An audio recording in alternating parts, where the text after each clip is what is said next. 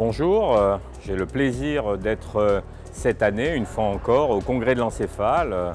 Rendez-vous vraiment incontournable de la psychiatrie et des professionnels de la santé mentale à Paris tous les ans.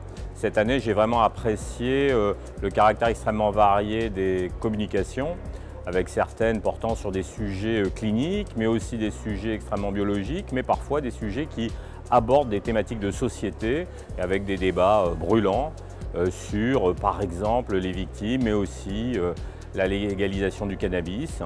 Et puis, nous aurons en plus le privilège d'avoir l'intervention de la ministre de la Santé qui pourra nous livrer, on l'espère, sa vision de la prise en charge des patients souffrant de troubles psychiatriques en France et l'évolution qu'elle envisage dans notre pays au cours de la prochaine législature.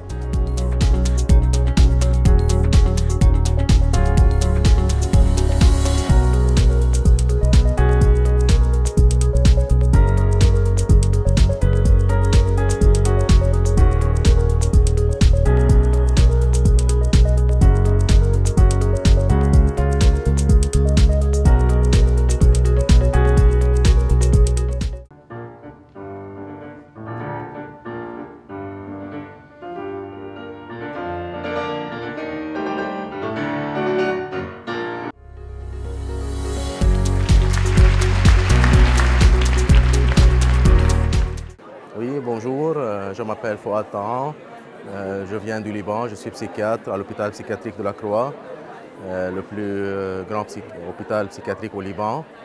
Et voilà, c'est ma deuxième participation à l'encéphale. L'année passée, c'était la première. Et je suis de plus en plus intéressé par les différents sujets qui sont présentés au cours du congrès. Et je trouve que cette année, c'est un peu aussi spécial, exceptionnel, parce que ça touche plusieurs domaines de la psychiatrie et l'avenir de la psychiatrie.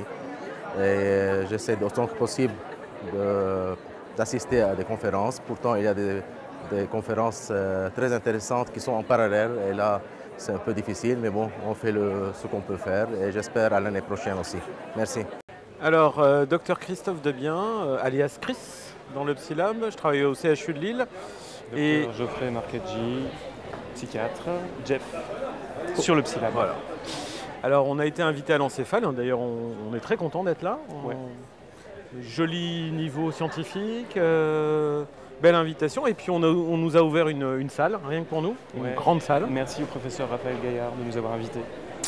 Et du coup, on a pu parler de notre autre métier, c'est-à-dire la chaîne YouTube, le Psylab, qui présente, qui démystifie la psychiatrie, avec des objectifs de déstigmatisation, pardon, là je bafouille, d'information scientifique, à la fois pour le grand public et à la fois, on l'espère, aussi pour les plus jeunes d'entre nous.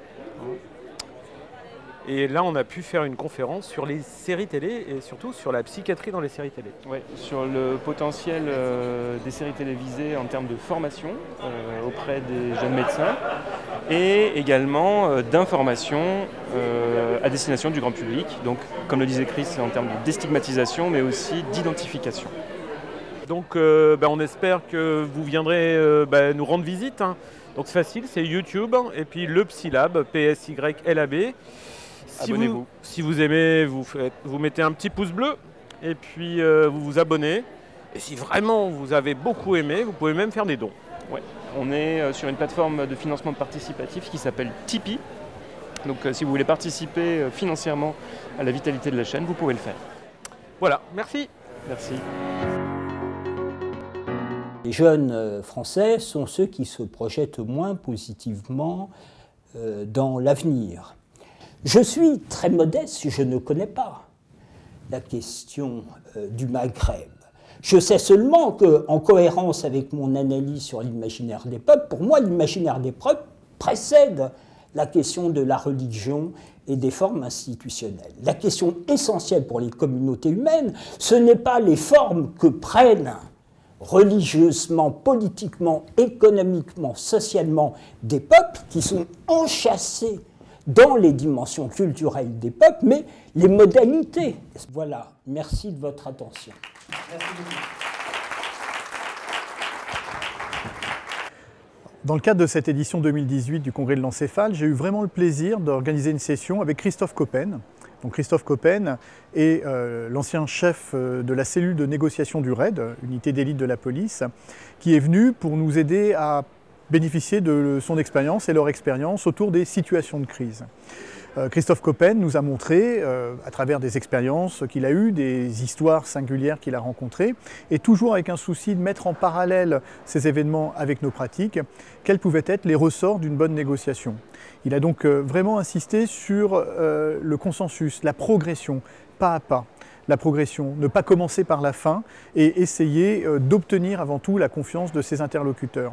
Il nous a aussi beaucoup parlé d'une des pratiques importantes dans ces unités, qui est le débriefing, aussi bien pour les situations qui n'ont pas marché que les situations qui ont très bien marché, qui nous montrait une culture du débriefing qui est là aussi pour faire progresser en permanence leurs équipes, sachant que tous ces débriefings sont mis à disposition des autres cellules du RAID. Il nous a aussi parlé de son histoire et son expérience dans des cas comme la crise suicidaire, comment eux ils abordaient ces moments-là, quelle pouvait être leur stratégie au moment critique de la crise suicidaire, celle où le passage à l'acte est imminent. Et enfin, il nous a parlé de plusieurs expériences et techniques autour des cas compliqués, comme des patients souffrant de psychose ou de paranoïa très active.